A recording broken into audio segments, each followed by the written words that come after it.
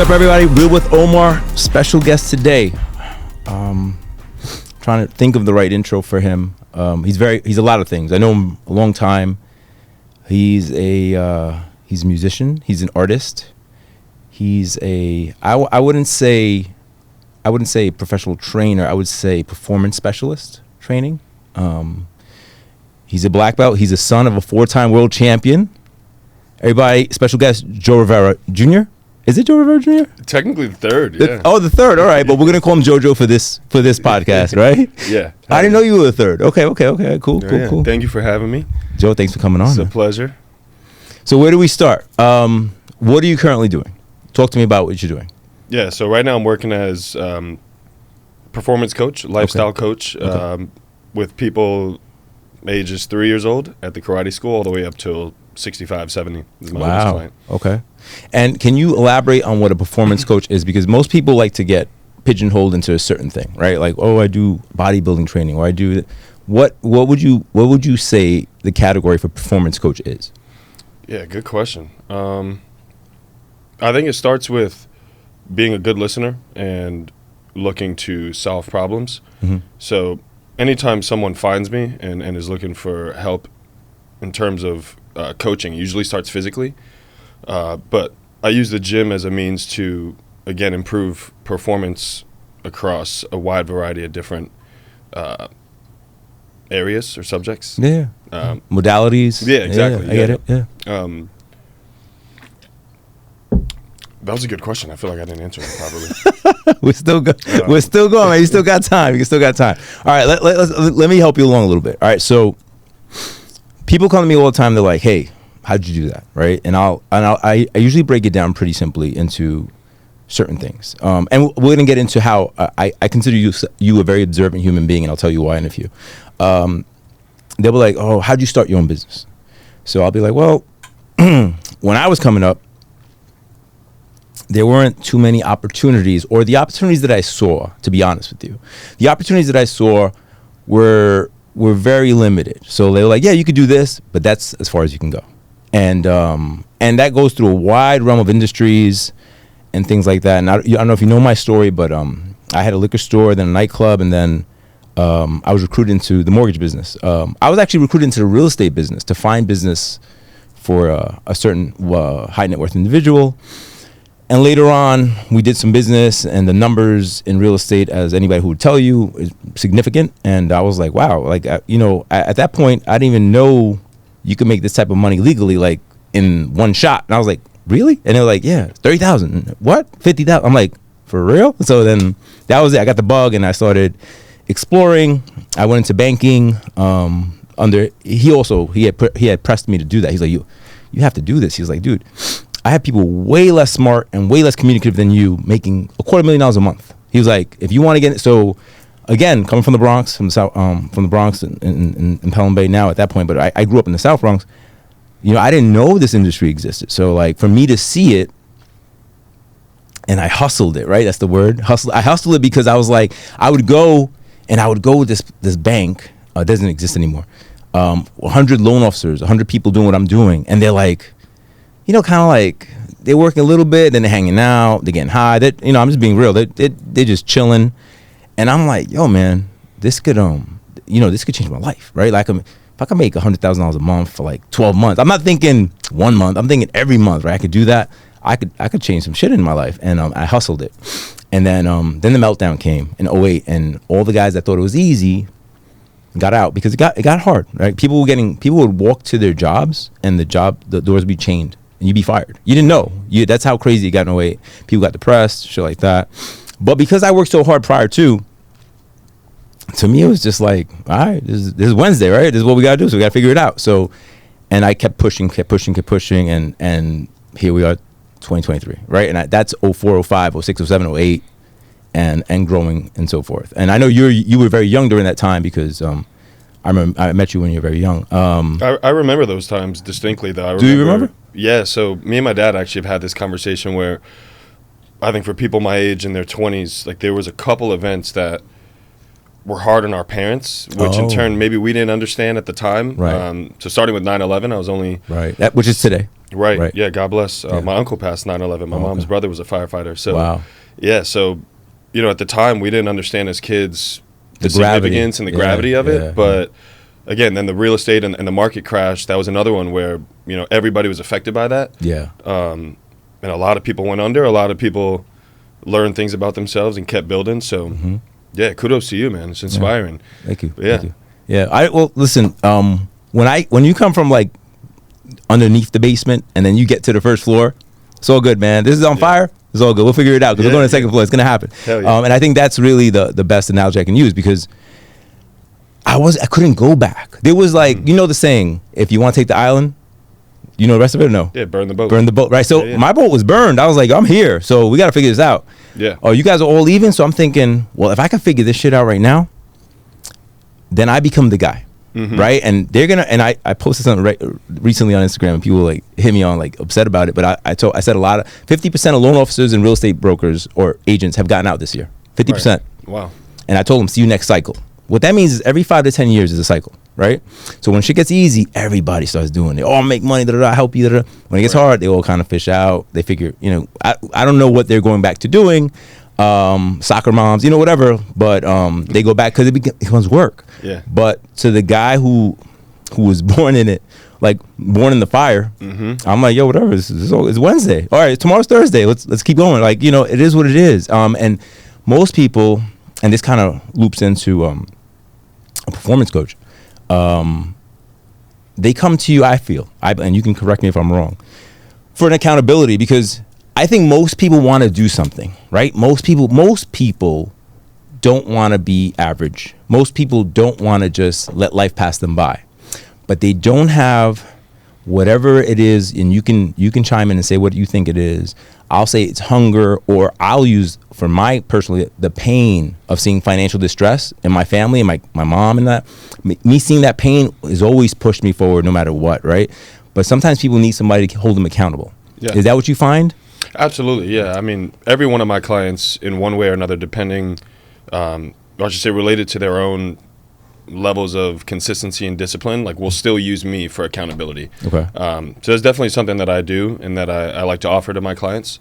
But I think on your point in terms of coming where you come from and how that kind of motivated you to want more, I think for most people what I find is that fear is usually what holds us back or what drives us forward. So I think depending on how you internalize that, if you come from humble beginnings or didn't have a lot growing up, then almost that fear of staying there or that fear of not getting what you want or getting out of that situation can drive you forward. But on the other end of that spectrum, if you come from means and wealth, there's a fear of losing that or taking a step back. So I think really it comes down to, one, what I do as a coach is holding people accountable, but also teaching people how to use that fear in a healthy way, and understanding for each individual, like what that fear might be. Is it a fear of losing, a fear of not having enough, or, whatever that is? Once you understand that fear, using that energy as, a means. How do you get them to identify it? And how do you get, let me ask you a real question now. So do you have clients that are older than you? Almost all my clients are older than me. Okay. Yeah. So then how do you find that common ground? Because obviously they have to somewhat respect you and they have to confide in you. It becomes, trust is the thing. Trust is the true currency in life, right? When people trust you, you either take that responsibility seriously, or some people, obviously, they abuse it. And there you hear all the heartbreak stories and shit like that. But how do you gain that trust? Yeah, I think especially with clients who are older than me, early on, in my early 20s, I felt a little bit more intimidated. Like, how can someone, 21 or 22 provide feedback and coaching for someone in their 40s or 50s?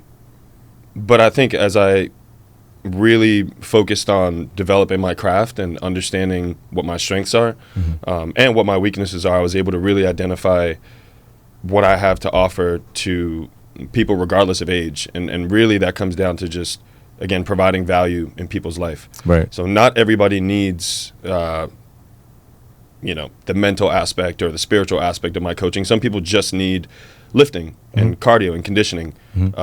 But just taking my own experience and being able to, share that with others regardless of age, I think is something that comes down to just practice. Yeah, you know, we're going to get to your experience in a minute, but here's a question for you also.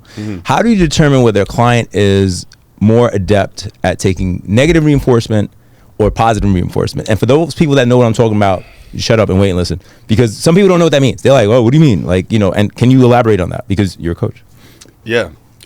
It's a little bit of trial and error. I think the main trait of being a coach or anybody who's in the performance industry is being a good listener. Right. So asking the right questions, not being afraid to, you know, touch on areas that might be a little sensitive for people. Because again, like you said, it's the trust business. So having people feel like they can share things that, again, might bring up feelings of fear or inadequacy or anything like that, you know, and developing trust and building rapport over time, I think is how you get there. Well, that's not the question. The question is, one more time. I'm sorry. No. The question is negative reinforcement, positive reinforcement. Oh, right. Yeah. How do you determine? I feel like I can usually speak to somebody for a few minutes and kind of hear their vernacular, the things, the way they refer to things and stuff like that, and I'll be like, all right, this guy's a real dude. I just use that as a real dude. Or this guy, wow, he's not been exposed. And I'm using guy or women, it's interchangeable. This person hasn't been exposed to too much adversity. So for me to hammer him and be like, yo, you suck, that'll crush him. You got to be like, look, man, that's not the way. This is the way. You know, like, do you have any particular techniques on engaging that? Okay, now I see what you, yeah. So I think I personally try to not use negative reinforcement. Okay. Even when approaching things, like, for example, someone who looks at training as something that's really hard or suffering, I try to reframe the mindset of something negative as something positive. So you're coming into the gym, even though you feel like you're suffering, or even though, you know, you're complaining this is hard, you know, building the fortitude mentally to deal with that suffering is eventually going to lead to the positive outcome. So, you know, rather than, I don't know, yelling, cursing, or you know, using negative reinforcement, just kind of reminding like military people, training and shit. Exactly. Yeah, reminding people that discipline, accountability, consistency are things to strive for. And even if you initially, you know, are struggling. Damn, I didn't answer your question again. It's okay. It's okay. And I'll give you another one that we'll come back to it. We got a lot to talk about. All right. So what makes it really intriguing to me is for you to adopt that type of position, and you have this way of doing things, because I know for a fact the way you came up was the other way, the way of the sword. And for you to be an artist, be a musician, all that stuff to me is like, always I felt very intrigued by that, and that's why I get the chance to ask you these questions now. So how do you think that developed? Because I know your father. Me and your father are really cool. Like me and him are very similar in a lot of things, and very strong in certain things. I know the way he was when he was younger. Obviously, 4-time world-time karate champion. So you know you got to have a certain type of leather for skin. How was that for you to communicate with him? Because you're very different, right? And it's a great thing. So how did you find that common ground? Yeah, I think always understanding that, you know, my parents, regardless of their experience and their parenting style or coaching style, or the way that they show love, just understanding that the intention was always good, and they always wanted the best for me and wanted me to, you know, do my best, was one of the ways I was able to deal with some of the tougher love or some of the you know, harder moments with my parents. So. But is this now in reflection of?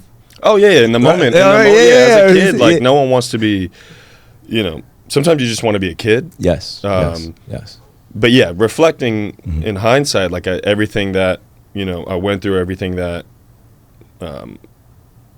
my childhood taught me was necessary, but it wasn't easy.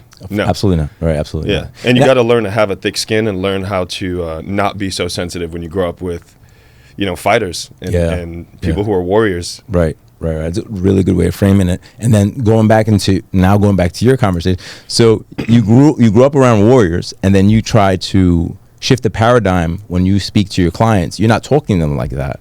Right. So my question is, because everybody wants to be a warrior, right? But sometimes people are afraid to go to war. I'm just using that as an analogy, right? But you have to find a way to get people inspired to do something they might not want to do consistently, and learn to embrace it. So do you go for the results? I mean, because once the results start happening, I think your job gets a lot easier, right? People start their belief system, their conviction that, oh shit, this shit works. I look great in my shirt, like look at my arms, all that stuff, or whatever. Girls, they're looking at their booty, whatever it is. Right. They see a little bit of result, and all of a sudden, you're the one. You fucking smart. Right. But getting there, how is it like? Is it just that process, that learning curve, that Bell's curve, where they're just gonna have to suck it up and do the work? Yeah, I think for some people, like you said, when you start getting results, are more driven by external validation. Yes. And other people are driven by more internal or intrinsic validation. Okay. So as a coach, just understanding, this person responds to, let's say, an externally motivated person would respond to results, would respond to compliments, would respond to competition, and setting them up in situations that are going to bring the best out of them is my job. But then also understanding there's people who are intrinsically motivated, so people who are looking to work on the strength of their character, or who are looking to validate themselves by setting challenges and goals and going after. They're not really worrying about competition or outside influences. So just understanding someone's, I guess, motivation style is important for and their value system, right? Exactly. Yeah. So how do you get somebody, because to me it's almost alien, because my business is very competitive. It's sales, it's this, it's that. So I have to keep my sales team on a certain short memory if it doesn't go right, long memory if it went right. Try to repeat your success, right? That's kind of our motto. If you have somebody that's not looking to look a certain way, but rather mentally feel a certain way, how do they communicate that to you? Like, yo, Joe, I just want to have a clear mind. Like, I don't know that conversation. So that's why I'm asking you. What is the conversation they have with you when it comes to things like that? So I find that when most people come to me, they really understand that the body they're in, or the mind that is the software that's operating their mind, may not serve them well anymore. Oh, okay. But a lot of times when people come to me, they don't really have a clear vision on exactly what they want. Okay. So I try to ask the right questions in terms of, what are you looking for physically? How do you use your body? What do you like to do? What makes you happy? And then design a program to bring out those results for them. But then also mentally, what is understanding people's relationships with their family, with their loved ones, their relationship with work, with nutrition, how they recover. Once I start to get an idea of all these different facets of their life, shit, what's your question again?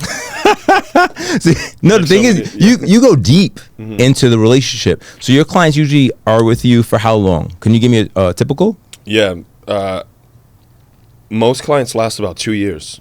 Wow. Yeah. Wow. And they initially come in with I'm only going to do this for 2 4 weeks. to 8 weeks. Yeah. I got to get in shape for my wedding, right? Some shit like that. Yeah. And I understand there's certain clients that are short-term goals, and once they get that goal, they're going to carry on. Right. But the way I approach coaching is, this is something that is going to really change your lifestyle and how you live. So it isn't something that, even if you only plan to train for 8 weeks, the lessons you're going to learn and the things you're going to go through are supposed to last you a lifetime, right. And give you like a foundation to build on. So I'm constantly having those conversations with clients. Like, hey, we're not just doing bench press today. We're working on discipline. You texted me last night. You said you didn't want to do it. You tried to cancel. I didn't let you. You tried to cancel? Yeah, that happens. Yeah, so it just becomes, how do we use the gym? How do we use movement? How do we use recovery and nutrition as a means to develop character? Okay. All right. So you're going from the outside in. Yeah. Right? Okay. I like that. And then people, do they, like, in the beginning, obviously, like, you take somebody that wants to get in shape for their wedding, right? And let's say they're not physically active. Those first few weeks are fucking torture, right? Like, you wake up, you're like, oh, my arms, oh, my legs, right? So how do you say, no, you got to come tomorrow. You got to come tomorrow. Yeah. It'll be recovery day. We'll just spin class or something, right? Right. Yeah. That's definitely something as a coach you got to manage intensity. Okay. And I always preach, especially in the beginning for someone who's deconditioned and not as strong, to focus on frequency over intensity. Okay. Initially, you want to build the habit of moving and objectively focused on whatever the task is at hand for the day. So if we got a push day, we got a pull day, we got a conditioning day, whatever it is, just be present, focus on that. The intensity is not so important early on. Just build the habit of showing up for yourself. Frequency. Yeah, being absolutely. consistent. Yeah. And then over time, you start to lean out the herd. You find the people who are like, okay, Joe, I'm ready for the new next challenge. level. I'm ready to be pushed, you know. Or if someone tells me, hey, I wasn't sore, this was too easy, or the minute I get a client asking to train 5 or 6 times a week, I know, okay, it's time to up the intensity for this person. You're too ready, bro. You're Exactly. too ready. Yeah. You should be at 4 days a week maximum, Max, right? Yeah, absolutely. I agree with that. All right, I'm going to go into your observational skills. We were at a wedding in Puerto Rico in February, and you saw me get up, and I was flinching. What did you see? And I'll unpack what I was going through, because we didn't really get into. We got into a little bit, but not really. It's too many people, too much happening. It was too much to do in a very small time span. And then I had a lot of shit I had to get done as soon as I got back. So we never had that conversation. So I want to finish that conversation. Yeah, that was an interesting moment, because obviously we're there at a wedding. Everybody's pretty much on vacation, drinking, having a good time. Yeah, and we know how to have a good time, guys. Oh, for damn sure we do. Yeah. I noticed that you were in pain, that you were uncomfortable physically. And as someone who deals with chronic pain, I think I have a little bit more of an awareness for people who are dealing with that. Right. And especially when everybody was obviously at that point in the night chilling. They were chilling. Yeah, they were another planet. They were on another planet. Yeah. And I also, at that point in the night, my ankle was killing me. My leg was killing me. So I was also like, oh shit, he's feeling that too. Yeah. You know? So I think I just recognize, little things like that. Yeah. And I that's why I feel like I should have this conversation with you. We're going to go into yours. I'll go into mine first. So I'd had double bilateral hip surgery in March, right? So for the people that don't know what that means, is that my femurs, Google this shit, I'm not gonna fucking draw a diagram. My femurs were both destroyed. They had heavy, I think it's genetic. I had a heavy arthritis in them to a point where it's bone on bone action. So every time I moved, it shot shooting pain through my body. So I finally had I met a specialist, an orthopedic surgeon. I felt comfortable with it. I got it done. I had both of them done the same day. And I was out, and we're now in September, and I'm fully recovered. I'm playing competitive basketball. My lifts are getting back to normal. Life is great. I feel better now than I've felt in 20 years. When I met my orthopedic surgeon, shout out to Carl, he was on the show. He said, yo, I can't believe you walking in here, first of all. He goes, second of all, I would have expected to see somebody like you about 10 years ago. And he's like, I don't understand how you're going through this.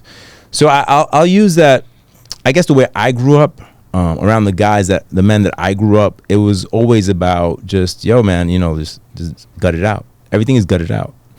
I was gutting it out for obviously a decade until it came to a point where I was starting to limp. And then I think really one of the things that really changed everything for me was, before, it was like raising my leg was an issue. But then when I was going downstairs, I didn't feel confident, right? And that to me is a big deal, right? Like, I started thinking about crazy shit, like, oh, yo, what if I have to, save my family? Like, I just, my mind goes a million miles a minute. What if I have to do this? What if I can't trust myself? And that's what led me to get diagnosed. And from my diagnosis in January to a surgery in March, people like, yo, I was like, well, because I knew there was a problem and I had to fix it. There was no, oh, what are we gonna do about this? Like, he was like, there's nothing, I can't, I can give you pain-killing medicine, but it doesn't fix it. And I'm like, I want to fix it. So he was like, then I'll suggest surgery. And then he said, yo, you're in good enough shape that we'll do both the same day. Your recovery is simply your steps, your walking, and I was all in. Wifey was bugging, but it was a pain that I felt that was starting to. I've been living it, like I said before, for a decade. So I'm gonna use this analogy. Like, there was always 20% of me, of my mind, that mentally had to deal with this every day, all the time. So I was never 100%, right? I was at 80% because I was already dealing with a pre-existing injury all the time, and still having positive attitude, stiff upper lip, do what I have to do. Now I don't have that pain. Like, I walk around sometimes, like this morning I was doing rows in the gym. I think I tagged you on it. But just walking with no pain is a fucking gift for me, man. I'm like, yo, running used to be I used to run with broken hips. And for anybody who's ever done that shit is crazy. Like, I'd have to lay down afterwards to play basketball. And now I run, and I'm like, yo, this is just an endurance thing. This ain't no pain. Like, wifey's getting tight now. I'm getting better. I'm like, so this is what you guys been doing? Because I've been doing something else. I've been jumping on needles, for like a decade. I was like, so shit that used to wipe me out before is now a Monday. So like, I'm hype. I'm like, I'm hype. You guys see me in about another year or so, it's gonna be somebody else, version 2.0, some crazy shit. And I'm excited. And I want to share that with you because I know that you saw me at my lowest because I was hurt, and alcohol, nothing takes that pain away from you. You just you learn to suck it up. Yeah. All right, so going to you. Now you had a leg, you say it so I don't mess it up. Yeah. Well, first of all, congratulations on successful surgery. Yo, you're back, baby. Yeah, haven't back. seen you in that amount of pain. It's nice to see that you're feeling healthy. Fucking pain lifted off my head, man. Yeah, yeah. Like now talking to you because I know you can appreciate it. Like talking to regular absolutely. people, they're like, yeah, I empathize, but you can't because you don't feel it. Like you have to feel that suffering to understand what feeling good means, right? Absolutely. And it's hard. I'm not trying to classify a lot of people as in, you're lucky. You're straight up lucky. If you never have to endure that pain, God bless you. Yeah. But for somebody who endured it for years, I feel like, yo, man, it's a big fucking chain or weight off my chest. I'm like, wow, this is life. This is different. You know? Yep. So, yeah. Yeah, I think you want me to talk about... Let's get into the whole story. Yeah. Because I think that story is so inspirational because it could have went another way and you could have had a whole different mindset about it and your life could have been something else. Yeah, so I had a serious injury in 2015, February of 2015. 8 years ago. Okay. Yeah, at the time I was 19. So I think I was on my second year of college. Super young, super immature, still kind of lost, didn't know what I wanted to do. You know, I had grown up with this regimented, disciplined martial arts practice. I played multiple sports as a kid, so there was always some sort of structure in my life. And I remember distinctly at that age kind of feeling like I was at a crossroads of, well, now I get to choose what I want to do with my time. And I had all these plans. I remember talking to my dad. I wanted to go to San Diego and go to school and try to walk onto the basketball team there. And yeah, one day I'm working on a Saturday at Excel. I came downstairs to take out a bag of garbage. We were building out the CrossFit gym down there. Right. I'm loading it into the back of a van, and it was February, so the snow, ice on the floor. I hear tires screeching. I turn around. There's a car within 5 or 6 feet of me, so couldn't really move or do anything. Get hit by the car. My leg went under the bumper of the car I was standing behind. Wow. Yeah, so the end result of the injury was a comminuted fracture to the tibia, which is essentially like if you were to drop glass and it shatters, that's kind of what happened to the bone. Okay. So normally you break your bone, they set it, cast you, you're out, you're healing 6 to 8 weeks. Due to the nature of how it broke, they didn't really know how to fix it. So initially I was in Jacoby Hospital in the Bronx. I think I had like 6 or 7 surgeries.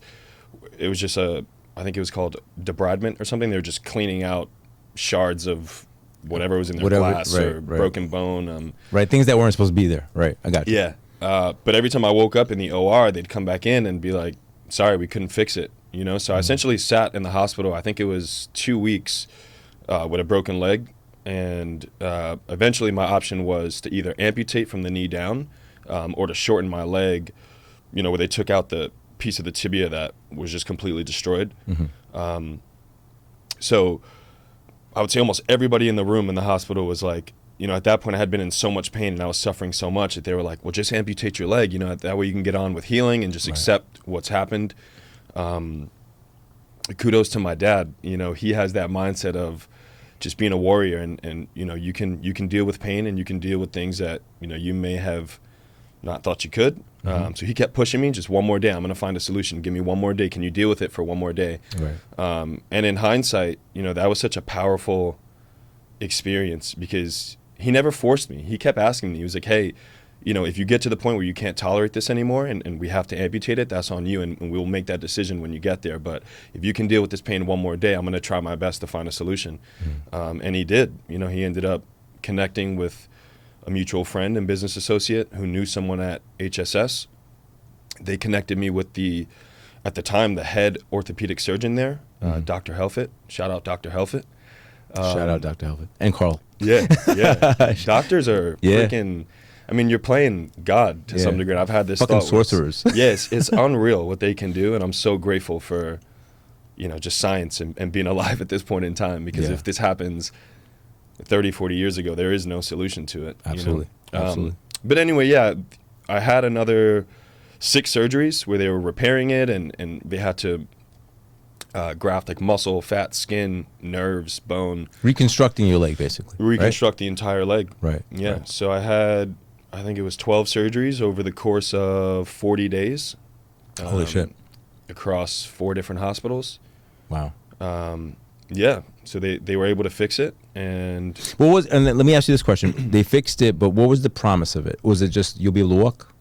Like, don't think you're going to do, like, I want to really dig into it so that people understand. All right. Yeah, that was something that. Yeah. What was the conversation? Because everybody wants to cover themselves, right? The doctor's like, hey man, we're going to fix you, but just, have a cane, or what was the conversations?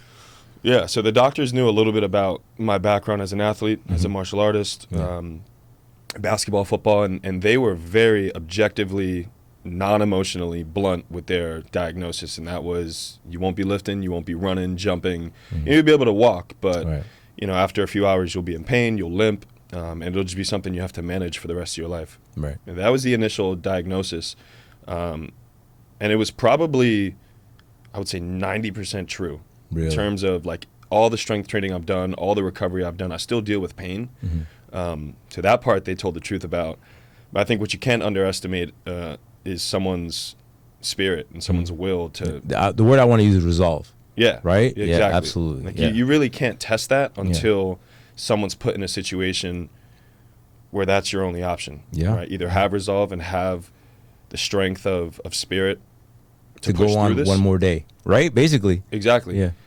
Or, you get into the victim mindset where it's just, why did this happen to me? I don't deserve this, yada, yada, yada. Yeah. And I was definitely there for Were a you? long time. Yeah, I mean, it's an everyday battle. Okay. It's an everyday battle. That's a real statement right there. Yeah. Like for me to sit up here and, rah, this happened and I'm such a better person because of it. Yeah. I mean, yes, I do think that I am better because of that experience, but, it's a daily wake up in the morning like, fuck, this hurts, it's uncomfortable. And my job is to coach other people and inspire other people and act as an outlet for people to plug into for, inspiration or positive energy. Exactly. Yeah. So I got to constantly make sure that I'm, controlling my own thermostat, physical, mental, emotional energy, and making sure that I got a solid baseline so that my own personal shit and personal pain that I'm dealing with doesn't spill over into my job and my duty as a coach. For sure. So what does that look like in terms of self-talk in the morning? if you don't mind. Yeah. I think in the last few years, as I get older and I continue to learn from, stronger men and women like yourself, like my father, like other coaches that I have, when I see other people are also dealing with physical, mental, emotional, financial crisis and pain and working through different traumas from the past, it gives me a better, it gives me better context on how to deal with my own stuff. Yeah.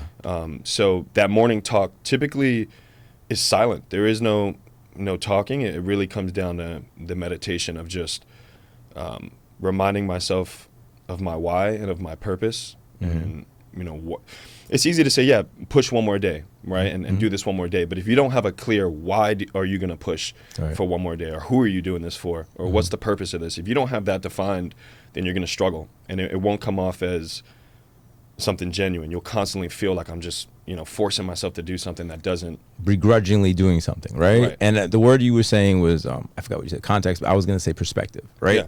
Because what most people don't understand is that we're all going through some shit. We're all going through shit, whether it's physical, whether it's mental, whether it's emotional, whether it's spiritual, you know what I'm saying? Like, and I'm not to say, like, there's a thing about when suffrage together, it kind of galvanizes people, right?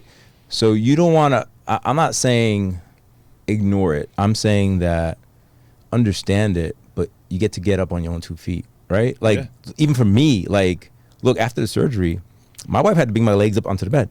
And for a guy who's always been independent, do my thing, like, you have all these drugs in your system. You have to use the bathroom 80 times a night. And you can't get out the bed by yourself. You can't get in the bed by yourself. You have to wake up. Luckily I have my wife.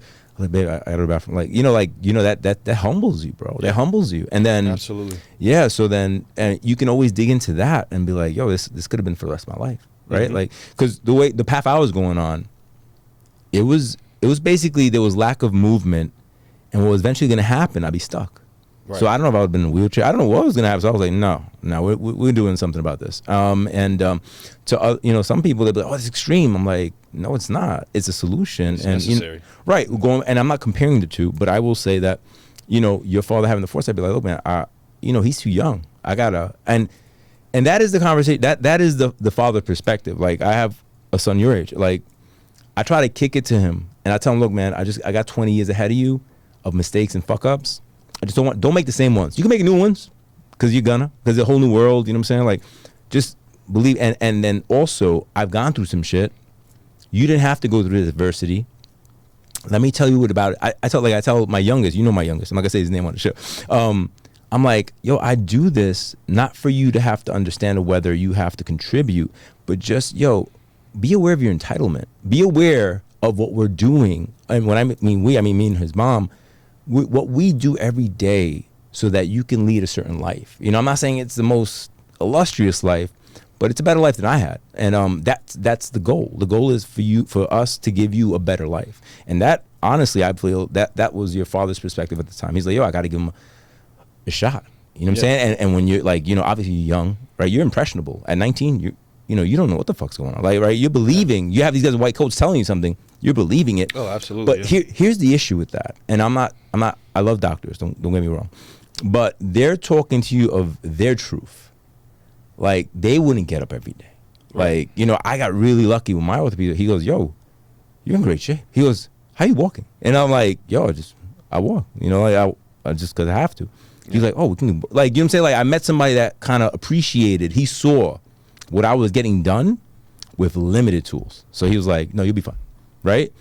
Now, here we go on your side where they're like, yo, he's 19, he's not going to do that. But who's telling you this? Guys that barely get out the bed, that look at computer screens all day. I went to another doctor visit, somebody altogether, and he's telling me, I'm looking at him, and I'm like, yo, bro, you look like you need a doctor. You know what I mean? Yeah. But that becomes the context, right? That becomes the real lesson, right? Who are you listening to? Is he somebody that if he had to get down and do what you do, could he do it? Because if he could, maybe you have something to talk about. If he's somebody who's nowhere near your paradigm of physical fitness or mental toughness, then we have two different experiences in this world. Like, you walk into a room, a good example. People in my industry, not to shame them, but they're not in the best shape. Most guys, not in the best shape. Why? Because it's a lot of drinking, it's a lot of eating, it's a lot of partying. But you walk into a room, you meet somebody who obviously doesn't take care of themselves. It's unfortunate truth that you have a certain depiction of them already. You already have a narrative in your head. You know what I'm saying? Like, on the contra, somebody walks in shape, like they have a presence, and they're like, oh, this guy's disciplined. I better listen to this guy. This guy, he looks like a serious dude, right? Just use that term. He looks like a serious person. And even somebody like you, right? You look at somebody like me, a little older, and be like, yo, he's 2 decades in, and he looks like he get down with some of my friends. Like, so it takes, there's a respect there. Yeah, absolutely. Right? And then, I'm just saying that to you because at 19, you were hearing shit from people that probably didn't have any type of consciousness of the physical ability of a body, right? Of what can be done. And they were just talking about their reality. Yeah. Right? If it was them, oh, yeah, I'm definitely not going to be working out. Bro, you're not working out now. Right? So that becomes, like, bro, you're not lifting now. So you're not going to lift if you got hurt. So let's be honest here. Yeah. So I think that's such a teachable moment for you because, again, I deal with it all the time. I deal with it in different, like, I was listening to Diddy talk the other day, and he was like, I deal with racism on a different level. And we all just deal with same shit, subliminal or direct, on different levels because we're in different stages of life, right? In different stations of life. And your story should be inspirational to people because a lot of people won't have somebody in their corner, right? And that's the big thing. I think that's what a lot of people look for coaches, right? Yeah. They don't have somebody in their corner. Like, I think I could do it. But you know what I'm saying? Like, they've never had any type of validation in doing anything. So they're not like, it's like, I don't know. It seems very far away. I'm not sure I could do this. Yeah. And that's something I'm working on now. I mean, I'm only 28, but I really try to, especially with my coaching, it's like you said, a lot of people didn't have someone in their corner. And I recognize the power of what it does for someone to have people believe in you, Yeah. right? Especially when you don't believe in yourself. Right. To have someone that genuinely believes in your potential, I think is life-changing. But at the same time, you also got to learn how to believe in yourself, and that's a skill that you only develop through trial and error, right? Correct. So you have to go through whatever trials are put in front of you in order to develop confidence. And I think that's the difference between people who have ego or who are fulfilled by their ego and people who have true confidence, right? When you go through stuff, when you go through the good and the bad and you learn from it and you're continuously improving, I think that develops confidence for sure. Yeah, I think to touch on what you're saying, like people with ego, they might hear something and you can be constructive. Look, like when I talk to certain people, I'll be like, listen, I want you to hear me as this, not as that. Because sometimes if they feel that, you know, when I talk to my kid, I'm not your dad right now, I'm their friend. Look, listen to this. Hear me on this one. Just hear me on this. You don't have to respond. You don't have to agree or disagree. Just hear me. Take it. Let it marinate, and then hit me back in a couple of days. I think when we all have a little bit of ego, and we all have to know how to, hey, fuck, let me turn it off. Let me turn it off. And that is a discipline. Yeah, and it's necessary sometimes. Like your ego is not, I think when you actually understand the definition of ego from a psychology perspective, it is necessary to have this projection of yourself in your head. But when you start getting into, you know, the true nature of who you are, you got to also be able to transcend, you know, that ego. Now we're getting into philosophy and psychology. No, that's fine. That's fine. I do think it relates back to just dealing with the trials and tribulations of life in general. The scary part about it, and talking to you about it makes it a little clearer, is that it is all related. That's the people understand. I'm great at this and not great at, no. If you're great at this, you could be great at all things. Maybe not on that level, but greatness is a fucking habit, right? Exactly. Greatness is trying to excel is a habit. Like being mediocre or giving up becomes a habit. Like it's all changeable. And that's something I coach in my clients too. You know, a lot of the people I'm coaching are, you know, people in high-ranking finance positions, you know, law, medical field. So I try to get them to understand that, hey, the same traits like discipline or focus or the ability to compartmentalize, you know, team building skills, all those things that have made you successful can translate, you know, into your physical body, into your nutrition and recovery. It just becomes how you anchor those things and you know, the meaning that you give, which is why, back to your earlier point on positive versus negative reinforcement, I think a lot of us grew up with exercise and fitness as a negatively reinforced behavior. So if you misbehave, you owe me push-ups. Or if you make a mistake, you got burpees. You know, and I think people internalize fitness and exercise as something that's a punishment rather than, you know, for people like me and you, when you've had injuries and you have things taken away from you, we look at movement and training as a celebration of what your body can do, and a way for you to build other aspects of your life. Like when I'm in the gym and I'm on the rower and I'm there for an hour and a half. What do you do? How many are you doing? How many meters or calories on the rower? Oh my God, like 10,000. Yeah, some ridiculous shit. I'm like, what? No. So that too, you know, there's a completely separate thing, but that the cardio, the long distance cardio. So as a coach, I obviously recognize the importance of being a coach. Right. So I have multiple coaches. Like if I set a goal or I have a vision for something, I'm like, okay, who's doing that at a high level? I talk to them. How close are they to me? How do I get there? And how do I, you know, find a way to provide value for them? Whether that's, you know, bartering, hey, I'll coach you on something, or just paying a coach for their time and insight. Their expertise. So I'm working with, shout out to Mitch Bernier. He's a USA track and field coach, boxing coach. He taught me how to use and track your heart rate for specific results. So once I figured out how to stay like in my zone 2, my aerobic threshold, exactly. Now I can sit on that rower for an hour and a half, and now I'm no longer struggling with all that lactic acid in my body. Right. So I use that long distance row as a means to develop the mental fortitude of doing something over and over and over again. That's uncomfortable. That's painful. So you do something that's specifically uncomfortable for a certain amount of time every week, or is it not every day? So those long distance rows I'm doing 3 times a week. Okay. Right now, that's in the program, and I do intervals at my max heart rate 3 times a week as well. On the rower? The row, the ski, and the bike. The bike. Yeah, those 3 fucking animals. Oh, they're killer. Yeah, I got those in the house. Yeah. But all of those, I mean, I understand the importance. Obviously, your heart and your lungs are the foundation of life. Of everything, right? So those 2 things go wrong. you're going to have problems. So I understand that, physically I'm doing that to keep me healthy, but for me, it's much more of a mental practice doing those things. I've heard that. Ronnie told me that. He says running for him helps him clear his mind. Yeah. Well, the runner's high, right? When people talk about that, if you stay in that aerobic state, your body will, or I should say your brain will release an incredible amount of dopamine, serotonin regulation and things like that come into play. Once you understand how to sort of hack your biochemistry, you can use cardio and strength training as a natural antidepressant, obviously a way to de-stress and just naturally improve your mood. Which I don't understand why people don't train more when you have all those positive benefits. I don't know. I use the word a lot, proximity, right? Like, because usually you are what you're around. So, you got guys, like I have friends in all types of different areas, let's say, right? I have some friends that, they like to party hard. They don't work out. That's their life. And that's cool. And they're fun. They're fun to hang out for certain things. But then we just kind of don't really have common ground to talk about other things. Or they'll hit me with why doesn't this work for me? And I'll just say something snippy like, nigga, you were drinking all weekend. And, that goes, which way it's going to go. Fuck you. And I'm like, you ask me a real question, I'm going to give you a real answer. Right. But yeah, I think it's important to be around people that are doing things like that. And then you, not only just to like help perpetuate yourself, but also to keep you kind of honest with yourself, right? Like, everybody's on a different journey, right? Sometimes your ankle might hurt.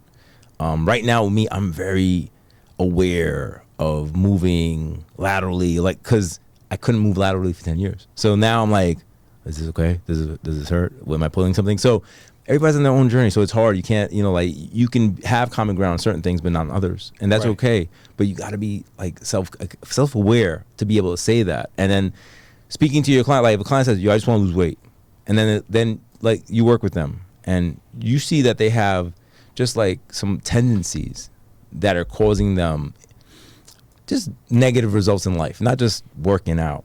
Do you tell them, hey man, you should stay on a little longer? I know you hit your goal, but let's work on this now? Absolutely. Yeah? Yeah. Do you tell them why, or do you just kind of let them self-realize?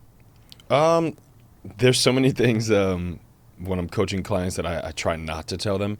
Okay. I prefer people to, at the very least, feel like they discovered these things on their own. I feel like it's easier for ideas to stick when we feel like ideas? They were formulated by ourselves. Right. Yeah. Like if I tell you, that's very deep. That's very deep. Yeah. Well, I got that from Inception. Okay. Right? So that's one of my favorite movies, and the plot of that movie is to plant an idea in someone's head, but for the idea to stick, they have to feel like they formulated it. Yeah. Which I think when you look at psychology of humans, right? Like when your parents tell you your whole life, you're going to do this, you're going to do that. 90% of kids tend to rebel and do the opposite. Do something else. Yeah. Why? Because they feel like, well, this is what you want me to do. This is not my vision. So even if it's with your kid's best interest at heart and you want them to do well and you want to give them opportunity, if the kid doesn't feel like they made the decision to do what they wanted to do. The secret of things is in the delivery, right? How you deliver the message. Yeah. Right? I'm starting to understand that. As my kids get older, I start understanding that it's not a fiefdom anymore. Like, I'm telling you. It's like, I think, like, personally right now, what works for me well, I'll be like, oh, is that what you're doing? And you're thinking you can get that. All right, let me know how it works out. And I walk away. Right. They're like, what? And they start analyzing. Like, right. But I think that's the only way you can do it, because, like you said, if somebody berates you, you might do it begrudgingly, but you're going to go contra as soon as you can. Right. As soon as they're not watching, you're out. Yep. Right? And I don't think that's just a young thing. I think it's a human thing. Right? Like, kind of like, hey, don't eat those cookies. And then they're like, oh, I'm good, Joe, I'm good. And then you turn around like, yeah. I really feel that people, they rebel, like, automatically. And I think what you said is very true, where I like to give out the options. And I've been doing this lately with like new clients. I'll be like, listen, you have this option, you have this option, you have this option. These are the risks and rewards of each option. My professional opinion, for the highest rate of success, I would go with this one, but I'm willing to explore anyone. And usually when you play it out like that, they'll take your professional opinion, because it's not like you just pushing them. You're like, hey, look, this is why I wouldn't do this one. If you want to try it, we can try it. We can try it.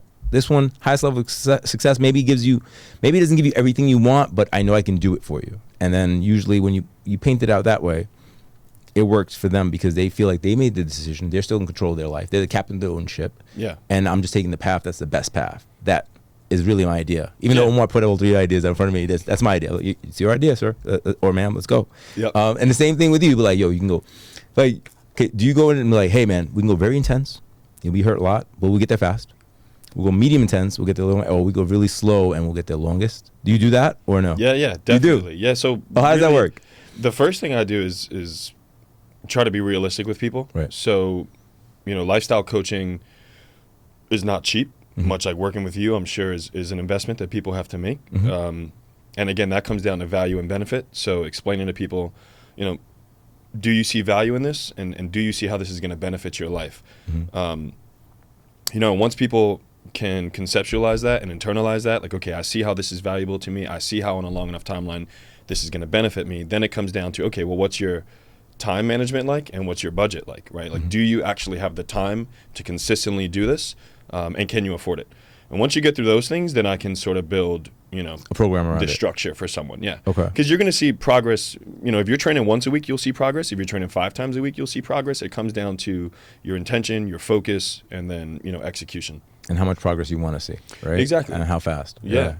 Because if you're doing the little things, if you start to make the lifestyle changes, the daily habit changes in regards to, what you're eating, you're sleeping, the people you're around, those little things start to add up and you get that snowball effect where success just starts to gravitate towards you and positive changes start to happen a lot quicker, when you just... What's one of the most memorable, like a client comes to you, Joe, this happened to me. Thank you. Give me one of those stories. Success. So like they felt like what you guided them to helped them like impactfully quickly, and then you were like, oh wow. And like it was like almost not a success story like, oh, they lost 60 pounds. Not that part. That part we know can get done. But a mindset, a paradigm shift in their mind. Yeah. I think those are the big successes to me. Yeah, I've had a few of those. I mean, I've had a few physically where people will lose, 30, 40 plus pounds. Damn. I've trained people, who were training for marathons and they beat their PRs, and all those things are great. I can think of one client, and I won't say her name, but she's twice my age. Okay. And she had come to me after having been married for 30 years, had a family, had her career, and her husband passed away due to cancer. And one of the things she said was, someone recommended you to me, and they said that, based on your Instagram posts and your captions, that they thought I'd be a good fit for you. And I was like, what do you mean by that? And she was like, well, it seems like, you use fitness and training as a means to also develop your spirituality. And I was like, yeah, I definitely do. But how is that relevant to you? Yeah, how's that common, right? Right. Yeah. So she explained to me, I've been dealing with deep depression. I was someone who was always active and always fit. But, she would always train with her husband, and she would hike with her husband, and they'd travel and do all these things together. So now she had the anchor of, well, because I lost my husband, she lost it day one. Yeah, I lost that connection to the fitness. And that was kind of anchored in her head as a source of pain. Like anytime I trained, she thought of how her husband wasn't there. Right. So I went home that night and I was like, I don't want to give her something that's ingenuine. And so I really just took what she said. I listened. I went home. I thought about it. And I was like, how can I provide value to this woman? I've never been married. Right. I know what it feels like. Right. I know what it feels like to love and have that deep love. But I've never been married. So how do I coach someone on how to deal with the loss of that? So I think one of the things initially was trying to coach her into a point of realizing, or I should say, changing the anchor of, fitness shouldn't remind you of what you lost in your husband. It should help you appreciate, the beauty of that love, the beauty of that connection. And when you train, when you do right by yourself, physically, mentally, you're honoring the memory of your husband, and you're strengthening that connection to him. Right? Even though he's not here physically, putting yourself through this gauntlet of training and pushing yourself and getting uncomfortable is a way to honor him, respect him, and keep that connection alive with him. So we did that for about 3 to 6 months. And I remember one day she gave me a call and she, I guess, had that like aha moment. Like, oh my God, she was like training on her own in the gym. And I guess she went really hard and had like this emotional release after. And she gave me a call and she was like, it's unreal, like how much I look forward to training and how much better I feel when I'm done. So I think something like that, where just people kind of get connected to real life through their training, Yeah, it always yeah. has an effect on me. I think, Sure. look, I think with the mental health is a big thing, right? Like now more than ever, it's not that it's branding, but it's gotten so much more attention. Me coming up in in the 80s and 90s, nobody talked about mental health. We'd be like, yo, we can't afford that. Like, straight up. And I'm not being a dick when I say that. I'm sorry, but It's real life. Yeah, they were like, there was no time for that, bro. Pay the rent. There's no time for that. Get your grade. Like, it was, but now I think that there is a propensity towards being able to say these things and maybe not be as bastardized or ostracized as before. Because before it was like, oh, and excuse me if I'm being sensitive. Oh, you're crazy. Straight up, that's the, oh, you're crazy. Get out of here. Yeah. But or weak or being a bitch. right. Or But the thing is, that doesn't, going back to negative and positive reinforcement, it doesn't work for everybody. And then there's people, and not to go into some heavy shit, but there's people that are committing suicide that look happy, that have a life that most people be like, oh, that life is dope, and you don't know what they're going through. So for you to be able to speak to somebody and get them, because obviously there was a path she was going on, right? She was, and I don't know her, she was destroying herself, right? She was getting away from that, she was doing that, and these things destroy you because it's almost like you don't use something, you lose it, and it all is related. Your mind, body, soul, Joe. It all kind of intertwines. It all kind of and it affects each other, and it translates and it infects, whatever word you want to use. They're all intertwined, and people don't understand that. Yeah. They think that they could have a really, really great career and then have a great marriage. Right. And you can and you can't. One is going to need more attention at a certain time. Another, like, and where I'm at in my professional career now is not where I was in my 20s. In my 20s, I had to go get it, right? Because it was like I was frontier blazing. There was nobody else like me doing this.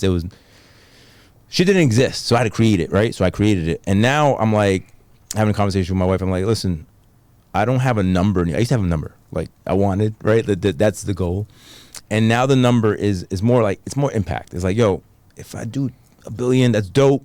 But if I can affect these people, my family in a positive way, that's doper. That's, to me, that's gonna be the legacy. I'm not.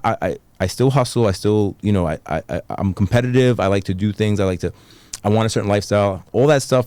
That's being said, is not. I didn't diminish that, but I think my why shifted a bit because I see certain things I didn't see before because I didn't have time to see it because I was too busy in the hunt. You said something to me in Puerto Rico that really resonated with me because I was like, yo, I should have done this 10 years ago. Yeah, you were busy, yo. I was like, you're fucking right, I was. And it's crazy, but it takes a special type of fucking personality to be able to compartmentalize and focus. Focus past pain. Focus past. Yeah, we'll get to that. In 2017, my mom got sick. There was nothing happening with my fucking health that I give a fuck about because I had to figure out what was going to happen with her. I had to fix that, right? Yeah. So there was nothing else. I would walk around limping at certain times, but who cares? Because we got to take care of that, right? And then it became the kid, and it always becomes something else. And finally got to a point where I couldn't ignore it no more, and then it started affecting me in terms of what I felt was a version of myself, just being safe, being able to do what I had to do if I had to do it. Once I questioned that, I think that became the shit for me. I was like, yo, I gotta pay attention to this. Let me fix it. Yeah. And then going back to like my other boy was like, as soon as I had it done, a lot of guys that I know that are like in my age group, they're like, yo, who's your doctor? I gotta get mine done too now. Right. I'm like, why were you waiting? I was like, I was scared. I was like, yo, there was no fear. The fear of me was getting worse. So he was like, but you just saw him in January. I was like, yeah, and I scheduled March, whatever, 12, 16, something like that.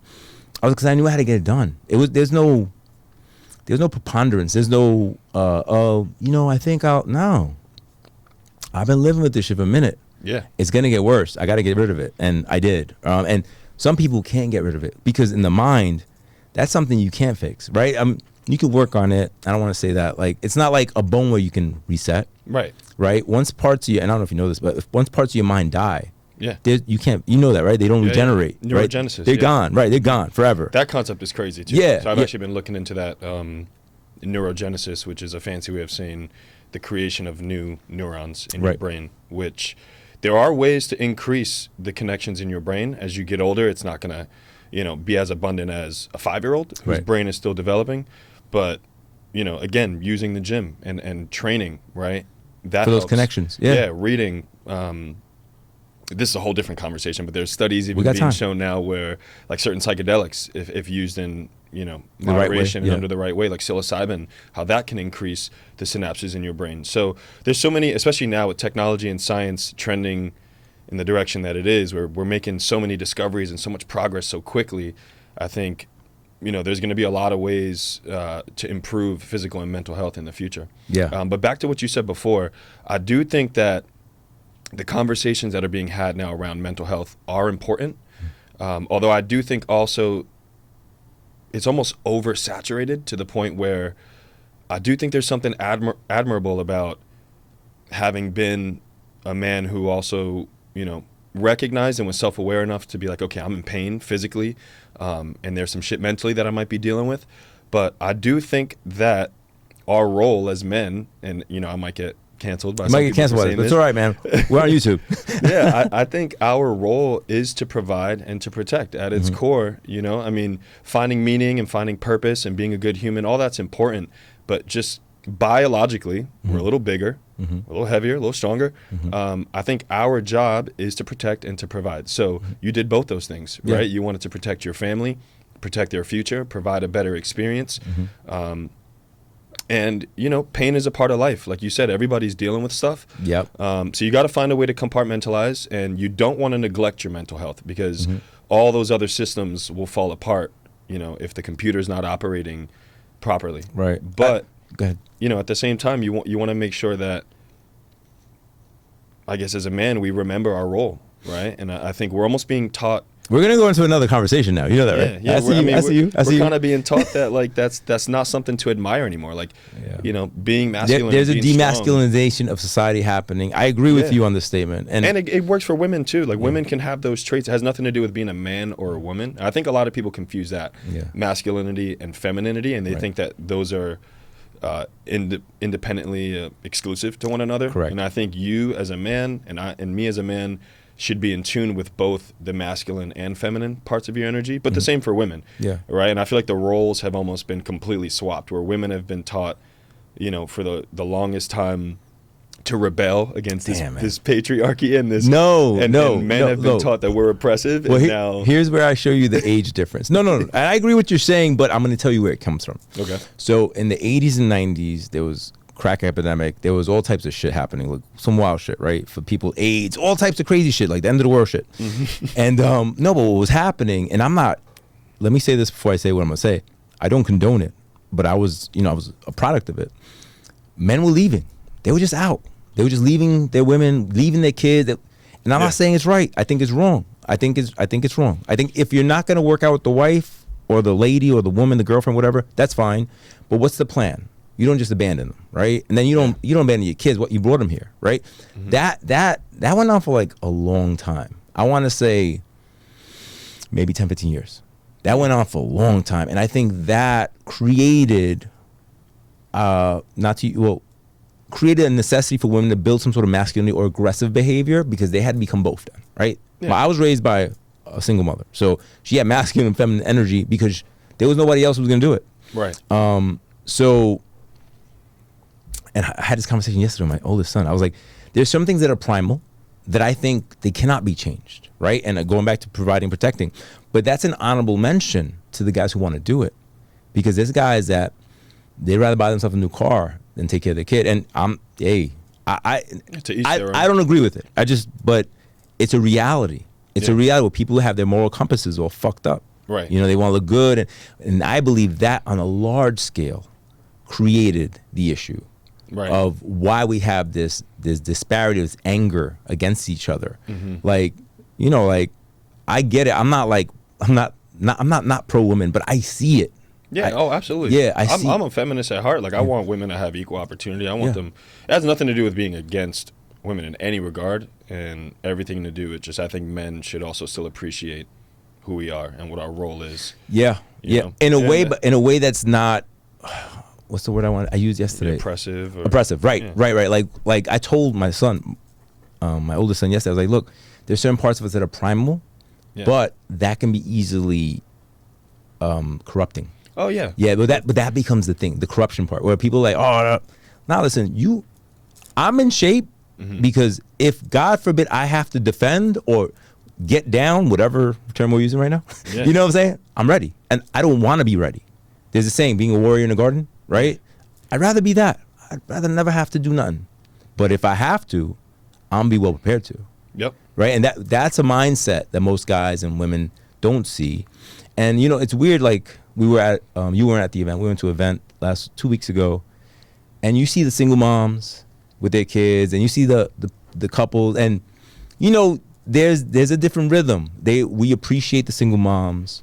And I'm sure they appreciate, because I want to say a foster father, but I want to say I'm a father figure to a lot of kids that don't have fathers. Yeah. And I embrace that. And I embrace that because I was one of those kids, you know, and that's why I think that I was super reinforced to be a father, even though kids give you headaches.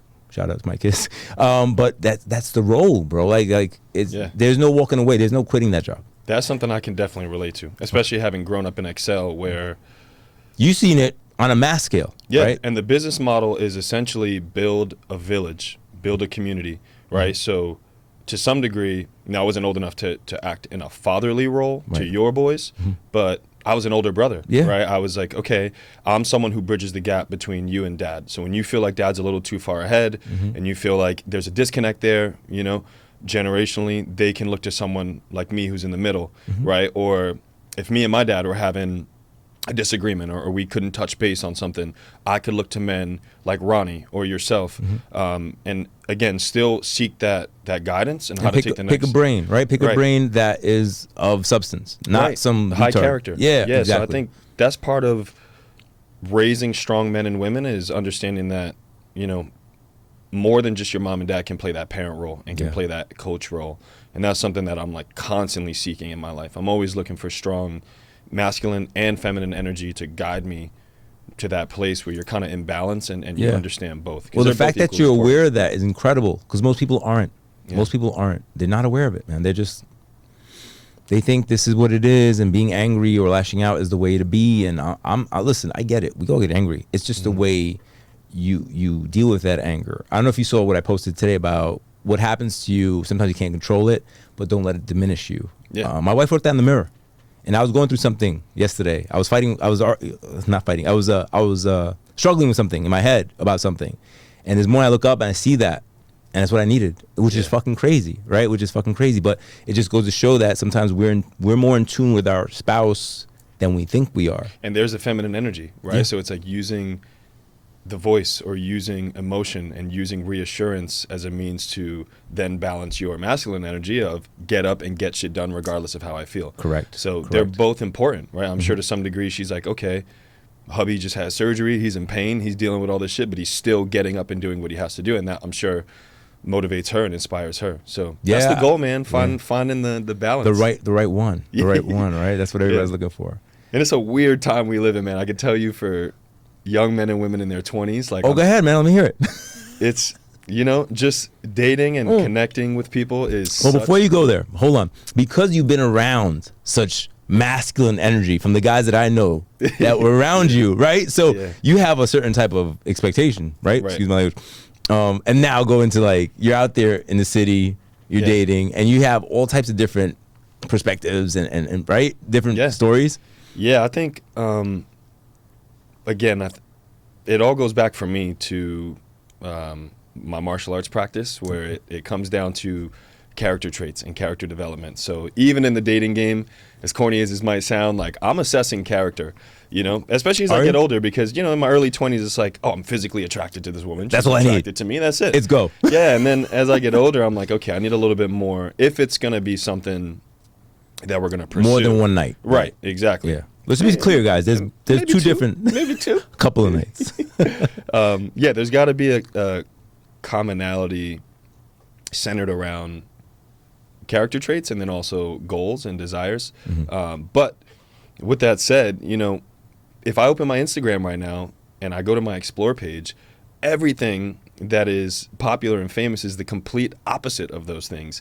You know, it's like if you look at Shade Room or you look at the Justin LeBoys of the world and all those posts where it's toxic, you know. And I think regardless of whether people are buying into it or not, they're just oversaturated with shit that is a distraction to finding meaning and finding purpose and finding true human connection and all these things that, to me, having grown up in a martial arts studio, almost to a fault, I guess, I'm constantly seeking those things, where I think other people can just be content with, I'm on Hinge, I'm swiping around, I'm dating 50 to 100 people. To me, it's like, I don't see the value in that. Yeah.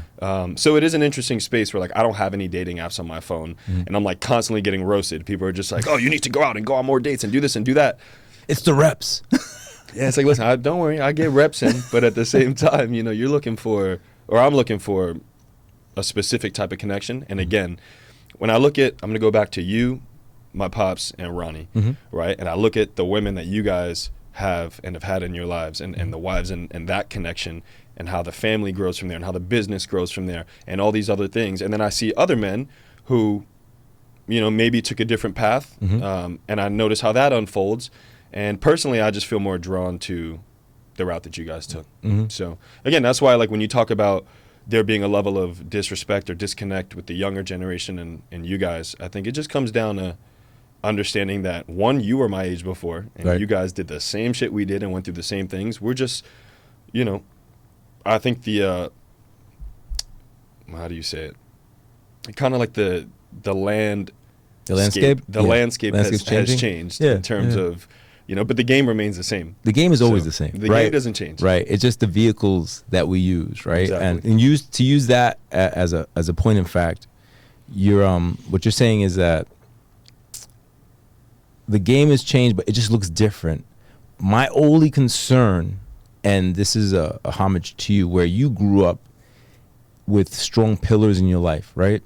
There's a lot of kids that don't grow up that way, and then you have all this information available to you, and you can't discern what's real or what's fucking not traditional, but rather like true, like essentially being a good human being. You can't tell which is right. Yeah. And they're walking around without anybody to mentor them or talk to them. Hey, man, you don't do that, or women are not just for that, or, you know what I'm saying? Like, and I think that's where we're losing some of them. Yeah. We're losing some of them because they live in the matrix. They live. Same for the girls too. I didn't even think about that. Yeah. Their idea, and I have two sisters. Right. So I see the perspective now with my sister turning 21 this year. Okay. And she's dating and she's, going through that process. When I talk to her, and we have a super close relationship, which I'm so grateful for, because I get the perspective of what a woman in her 20s is looking for. Right. But yeah, just having those conversations and understanding, what's important to you and what you value, and then embodying that. And I think the right people will find you,